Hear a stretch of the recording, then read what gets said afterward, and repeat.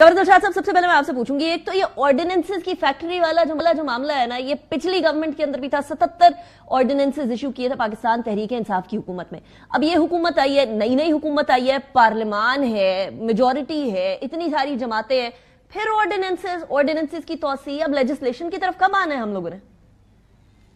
इसमें सबसे बड़ी बात ये देखना पड़ेगा कि जो जो आज 7 ऑर्डिनेंस आए हैं, ये केयर टेकर गवर्नमेंट की तरफ से है।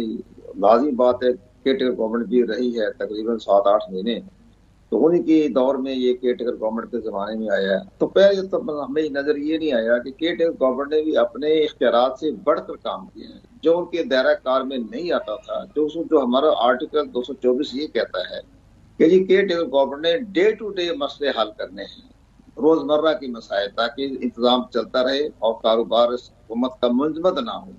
अब ये ऑर्डर्स जारी करना, इस तरीके से अपॉइंटमेंट करना, ये उनके दायरा कार में नहीं। लेकिन उनका दायरा कार बढ़ाया भी तो गया था ना अमेंडमेंट करके, कमर साहब, section 35 if I am not wrong of election rules, election act.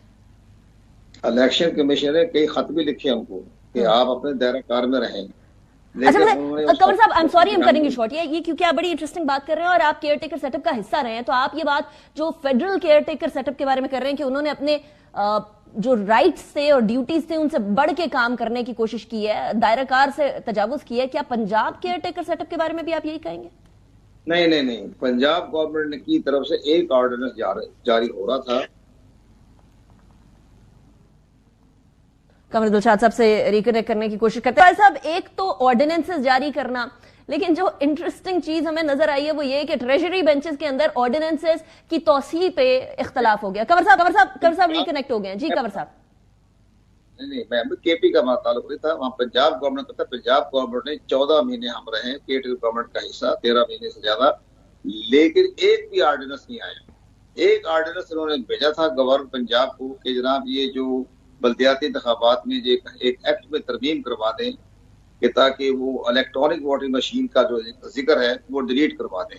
तो गवर्नर पंजाब ने वो ऑर्डिनेंस वापस कर कहना ये अगली हुकूमत को आएगी उनसे आप करवाएं, ये हमारा मैंडेट नहीं। लेकिन केयर टेकर सेटअप ने कोई कसर नहीं छोड़ी थी इस मामले में। पंजाब गवर्नमेंट ने तो कोई ऐसा काम नहीं किया है जिसमें किसी को एतराज हो, लेकिन निगरान हुकूमत ने जो 7 ऑर्डिनेंस करवाए हैं, जो आज पार्लियामेंट में पेश हुए, तो पार्लियामेंट को ये वापस कर देना चाहिए था कि जनाब ये निगरान हुकूमत का तो मैंडेट ही नहीं था। लेकिन उन्होंने, आप ये देखें कि पीपल्स पार्टी पार्लियामेंटेरियन बड़ी तकरीरें की नवीद कमर ने कि ये ऑर्डिनेंस फैक्ट्री नहीं है, इसको पार्लियामेंट बंद कर दें, पार्लियामेंट को ताला लगा दें, और खुर्शीद शाह ने भी इसमें मजम्मत की। लेकिन जिस वक्त बिल पास करे वक्त सब आप खड़े कर दिए। तो ये जो तरीका कार है ये दुरुस्त नहीं है, ये पार्लियामानी सिस्टम के चलने की अलामतें नहीं है। ये इस तरह नहीं चलती। सर्व भाई साहब बैठे हुए हैं, इनका बड़ा नजर है, उनकी तरफ ही जाना है।